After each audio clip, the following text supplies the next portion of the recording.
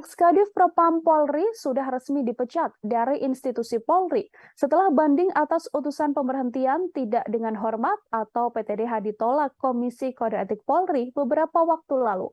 Setelah dipecat dan kini berstatus sebagai warga sipil, Mabes Polri pun berencana untuk memindahkan Verdi Sambo dari tempat khusus ke rumah tahanan Makobrimob. Saat dikonfirmasi Kadif Humas Mabes Polri Irjen Dedi Prasetyo juga membenarkannya. Dedi mengatakan bahwa saat ini Verdi Sambo sudah menjadi warga sipil, maka kasus yang menjeratnya akan sama di mata hukum. Dalam perkara ini, Verdi Sambo dikenakan pasal pembunuhan berencana terhadap ajudannya, yakni Brigadir Yosua. Irjen Verdi Sambo belakangan dilaporkan akan menggugat Polri ke Pengadilan Tata Usaha Negara atau PT-UN.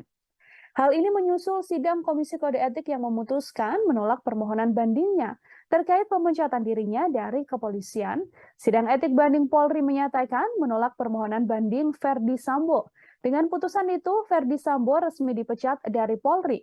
Setelah dijatuhi sanksi pemberhentian dengan tidak hormat atau PTDH, Dedi mengatakan Polri siap menghadapi kemungkinan gugatan hasil putusan sidang etik banding yang menolak pelanggar dengan sanksi pemecatan dari kepolisian. Di antaranya adalah Verdi Sambo. Menurut Dedi, Verdi Sambo memang punya hak untuk melayangkan gugatan sebagai warga negara.